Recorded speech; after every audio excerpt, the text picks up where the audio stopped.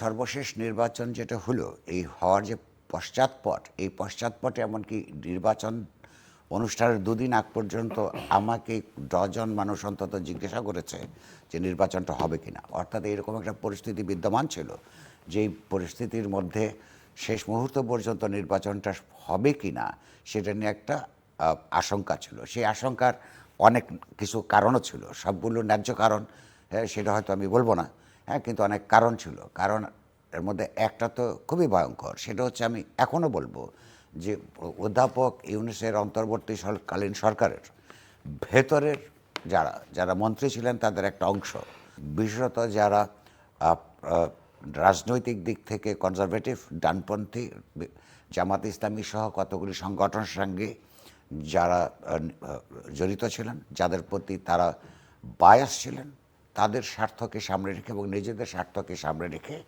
তারা একদিকে নির্বাচনটাকে ইতিমধ্যেই প্রলম্বিত করতে পেরেছিলেন, দ্বিতীয়ত তারা নির্বাচনকে ঘিরে একটা অনিশ্চয়তার আবহ তৈরি করতে পেরেছিলেন। সেরকম একটা সময়ের মধ্যে, প্রেক্ষাপটের মধ্যে নির্বাচনটা সঠিক সময়ে অত্যন্ত সুন্দরভাবে হয়েছে। ইনক্লুশন কিংবা এক্সক্লুশনের কথা যদি বলুন, এটা দুই দিক থেকে। বাংলাদেশের আওয়ামী লীগ এই দেশে একটা অত্যন্ত বড় রাজনৈতিক দল ছিল, কখনো কখনো দ্বিতীয় অবস্থানে ছিল। সেই রাজনৈতিক দলই এখানে অংশগ্রহণ করবার সুযোগ পায়নি। কারণ হচ্ছে তার নেতৃত্ব গণ অভ্যুত্থান চলাকালীন সময়ে 3 সপ্তাহের মধ্যে কয়েক শত হাজারের কাছাকাছি মানুষকে হত্যা করেছে, কিন্তু ক্ষমতাকে আঁকড়ে রাখবার জন্য। তার জন্যে এটা যে কোনো বিবেচনা একটা প্রায় গণহত্যার মতন মানবতা বিরোধী অপরাধের মধ্যে তারা যুক্ত। তখন ইউনূসের সরকার সকল পলিটিক্যাল পার্টিগুলির সঙ্গে আলোচনার পরিপ্রেক্ষিতে তাদের কার্যক্রম, তাদের এই অপরাধের বিচার না হওয়া পর্যন্ত স্থগিত করেছে। সেই রকম পর্যায়ে আপনি লক্ষ্য করুন, কোনো রাজনৈতিক দল থেকে আপনার আওয়ামী লীগকে নির্বাচন করতে দেয়া হোক, এরকম একটি রাজনৈতিক দল থেকেও এরকম কোনো দাবি ওঠে না। এবং লক্ষ্য করবার মতন জিনিস, যেটা আওয়ামী লীগের খুব উপলব্ধি করা প্রয়োজন, যে এই যে তাদের অ্যাবসেন্সটা, তাদের অনুপস্থিতিটা মানুষ ফিল করলো না, অনুভব করলো না, আক্ষেপ দেখা গেল না সামাজিকভাবে বৃহত্তর কোনো পরিসরে, সেটা থেকে তার একটা উপলব্ধি করা প্রয়োজন যে তারা সত্য সত্যিই কতগুলি বড় ধরনের অপরাধ করেছিলেন। সেই অপরাধগুলির জন্য কখনো না কোনো দুটো প্রক্রিয়া, একটা হচ্ছে বিচারিক প্রক্রিয়া, সেইটাতে যা রায় হবার হবে এবং সেগুলোতে একটা পর্যায়ে তারা ইচ্ছে করলে সেগুলোকে তার বিরুদ্ধে আপিল করবারও সুযোগ থাকবে, এবং যাতে থাকে সেগুলো সমাজকে দেখতে হবে আপনার সেই ব্যবস্থা যেমন থাকবে। অন্যদিকে তাদের উপলব্ধি করবার ব্যাপার আছে, এই অপরাধ তারা করেছিল, তার জন্য জনগণের কাছে আপনার দুঃখ প্রকাশ হওয়ার, ক্ষমা চাওয়ার একটা প্রয়োজনীয়তা অনিবার্য হয়ে উঠেছে।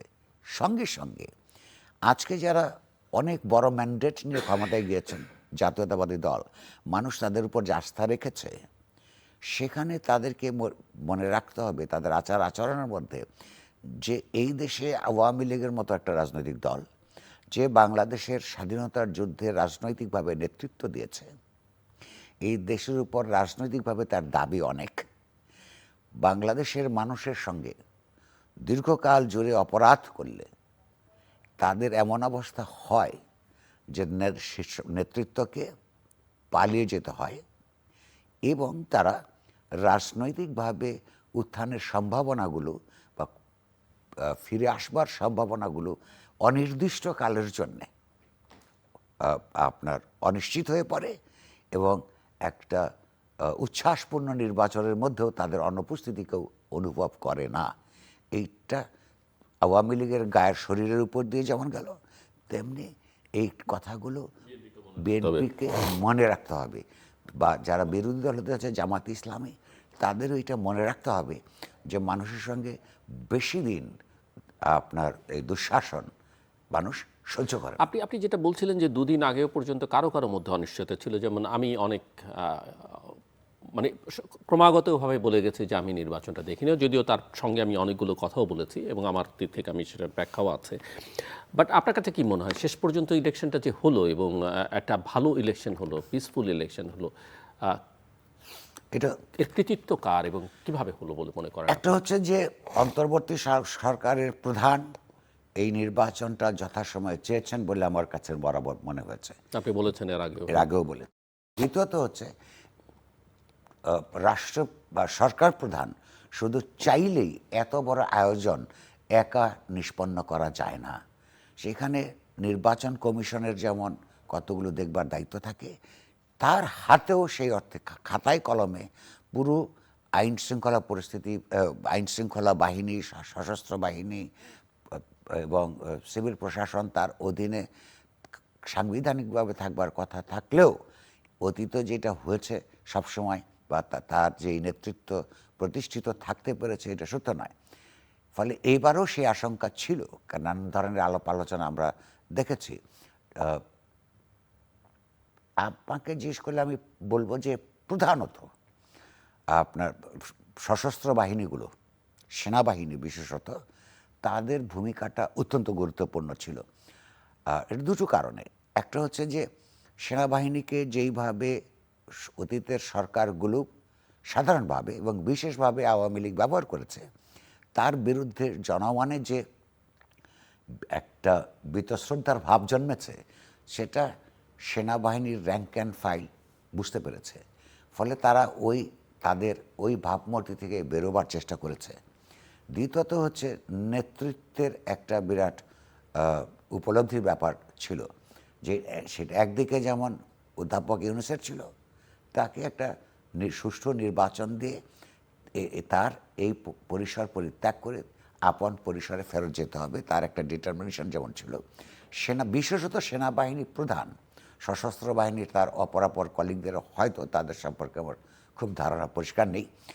ওয়াকার সাহেব, তার এইটা ছাড়ার কোনো পথ ছিল না, কারণ তাকে সমস্ত পক্ষ বিতর্কিত করে তুলবার চেষ্টা করছিল।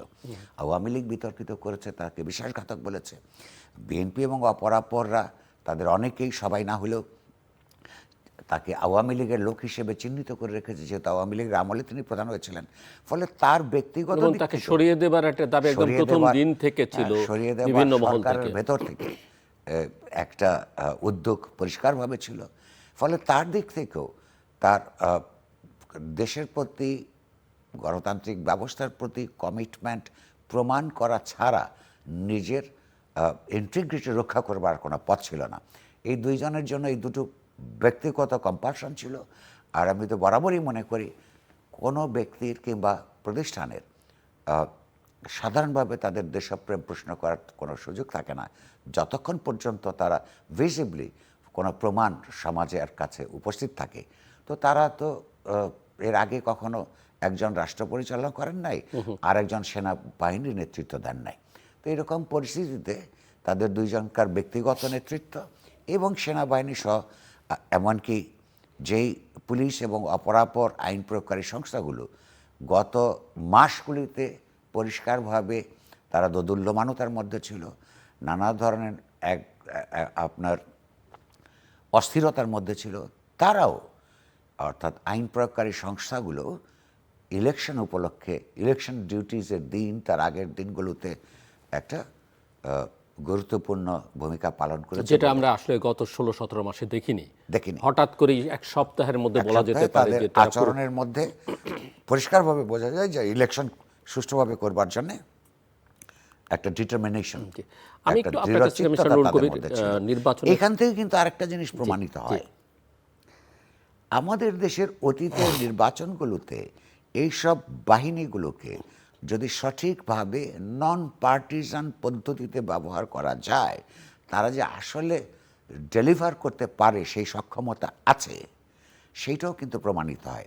এবং কিন্তু প্রশ্নটা হচ্ছে শুধু ইলেকশন উপলক্ষে কেন, এই ইলেকশনের দুদিন থেকে হয়তো আমরা আরেকবার এটা আলাপে আসবো, এখন যে বিশৃঙ্খলতাগুলো বিভিন্ন জায়গায় হচ্ছে, যদি সুনির্দিষ্টভাবে জাতীয়তাবাদী দল থেকে যারা বোঝা যাচ্ছে সরকার গঠন করবে, এবং এখনও যে অন্তর্বর্তী সরকার আছেন, তারা যদি চান নির্দেশ দেন যে এখনো যারা বিশৃঙ্খলা তৈরি করছে তাদের ব্যাপারে আইনানুগ ব্যবস্থা নেবার, আমি দেখলাম সেটাও বিএনপি বলা কয়েকজনকে হবে। গ্রেপ্তারও করা হয়েছে। এটা খুব গুরুত্বপূর্ণ কাজ।